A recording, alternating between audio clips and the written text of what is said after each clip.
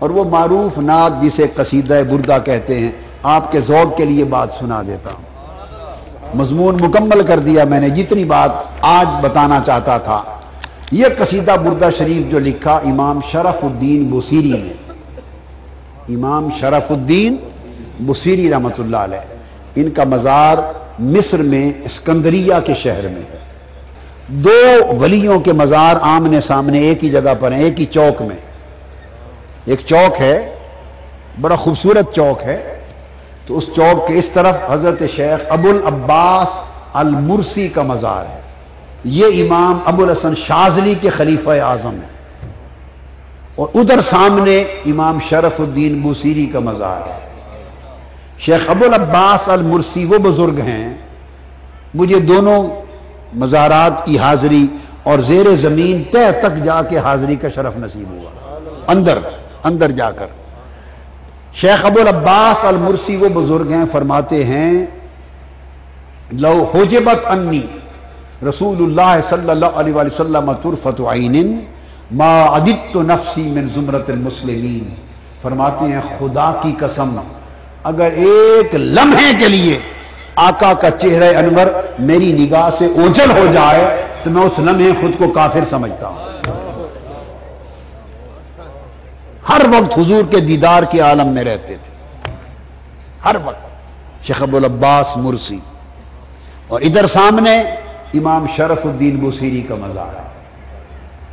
اور اللہ کی شان، جب میں وہاں حاضر ہوا تو مزار اقدس اور اوپر قبر انور جو مزار اقدس تھا وہ گرا کے نیچے سے اٹھا کے لحد مبارک کو نئے سرے سے تعمیر کر رہے تھے۔ نیچے سے لحد مبارک، پوری نیچے سے قبر کو نئے سرے سے تعمیر کر رہے تھے، اور سبز غلاف کے ساتھ پورا کا پورا ڈھانپ رکھا تھا انہوں نے۔ تو کسی کو اندر داخلے کی اجازت، اوپر قبر کا تعویذ تھا بڑا، چاروں طرف غلاف سے ڈھانپ رکھا تھا، نیچے لحد سے تعمیر کر کے لا رہے تھے۔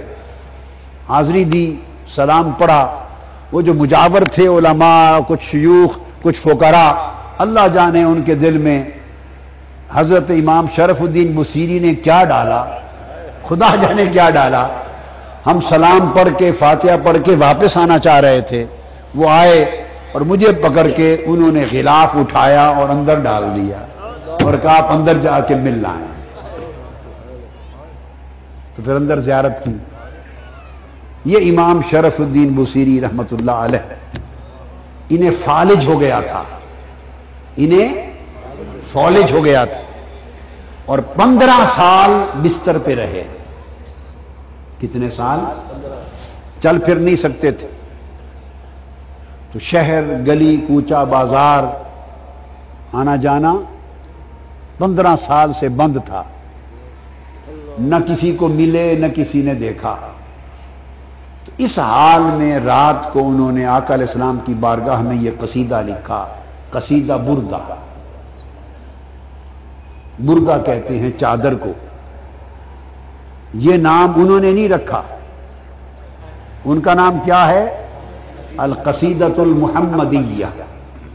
166 اشعار پہ مشتمل قصیدہ لکھا، اور لکھ کر آقا علیہ السلام کی بارگاہ میں پیش کیا، مکمل کر لیا۔ اور چونکہ مفلوج تھے تو بیڈ پر ہی تھے، رات کو آقا علیہ السلام خواب میں تشریف لائے، اور آقا علیہ السلام نے فرمایا بوصیری ہمیں وہ قصیدہ سنا دے۔ تو عالم خواب میں آقا علیہ السلام کی مجلس میں بیٹھ کے حضرت بوصیری نے وہ قصیدہ پڑھا۔ جب قصیدہ پڑھا تو حضور خوش ہوئے۔ آقا علیہ السلام کا معمول تھا، ایک دو صحابی اور بھی نعت خوان تھے حضور کے، نعت پڑھتے ہوئے حضور خوش ہوئے تو آپ نے اپنی چادر اتار کے اس کو پھینک دی تھی، دے دی تھی چادر اتار کر۔ رات کو عالم خواب میں قصیدہ سنا، قصیدہ سن کے جب آقا علیہ السلام خوش ہوئے اپنی چادر عطا کر دی، چادر عطا کر دی۔ بوصیری چادر کو بردہ کہتے ہیں، تو حضور کی چادر سے اس قصیدہ کا نام قصیدۃ البردہ پڑ گیا، چادر والا قصیدہ۔ آقا علیہ السلام نے دست یک دست پھیرا اور خواب میں شرف الدین بصیری کو شفا یاب کر دیا، خواب میں شفا یاب کر دیا۔ صبح اٹھے تو ان کا خیال تھا کہ خواب میں حضور نے دست اقدس پھیرا تھا، شفا یابی تو خواب کی بات ہے، اب وہ ظاہری صحت تندرستی تو نہیں ہوگی، دیکھوں تو صحیح۔ اٹھ کے کوشش کی تو اٹھ کے بیٹھ گئے، قدم رکھا تو چل پڑے۔ 15 سال سے جو فالج تھا، رات دست مصطفیٰ کی برکت سے شفا یاب کرتا۔ صبح باہر نکلے، رات کی بات تھی، قصیدہ لکھا، خواب میں آقا کو پڑھ کے سنایا، شفا یاب ہو گئے۔ نکلے شہر سکندریہ میں، اپنے شہر میں بازار جا رہے ہیں، پیچھے سے گدڑی پوش ایک عاشق، ایک فقیر مجذوب آ رہا ہے۔ پیچھے سے اس نے آواز دی، بصیری۔ رک گئے، کس نے بلایا ہے؟ مڑ کے دیکھا تو دیکھا ایک فقیر ہے، مجذوب ہے، عاشق ہے، کھڑا بلا رہا ہے۔ اس کے پاس گئے، بصیری، قریب چلے گئے۔ جب قریب پہنچے تو آہستہ سے کہتا ہے، رات والا قصیدہ مجھے بھی سنا دے، مجھے بھی سنا دے۔ حضرت بصیری فرماتے ہیں، آپ کو کس طرح پتا ہے میرے قصیدے کا؟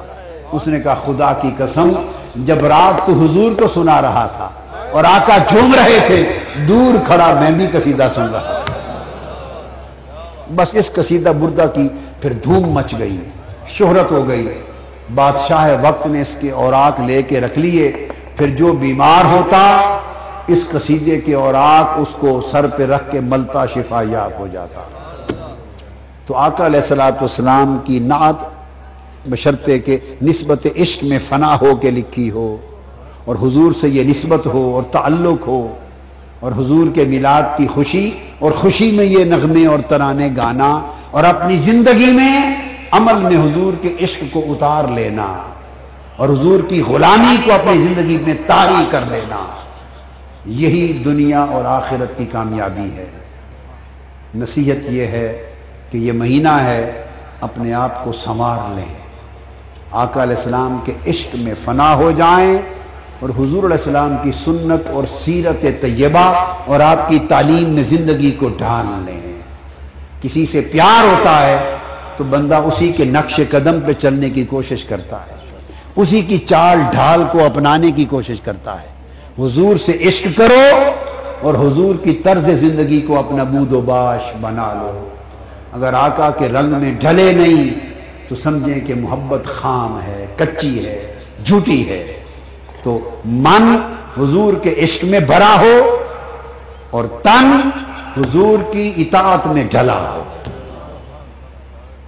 اللہ تبارک و تعالی یہ توفیق عطا کرے، اپنی زندگیوں کو بدلنے کی کوشش کرو اس مبارک مہینے میں، تاکہ آقا علیہ السلام کی بارگاہ میں جائیں تو حضور ہمیں دیکھ کر خوش ہوں۔ وما علینا الا البلاغ۔ فلک کے نظاروں، زمین کی بہاروں، سبھی میں مناؤ، حضور آ گئے ہیں، اٹھو غم کے مارو، چلو بے سہارو، خبر یہ سناؤ، حضور آ گئے ہیں، حضور آ گئے ہیں، حضور آ گئے ہیں۔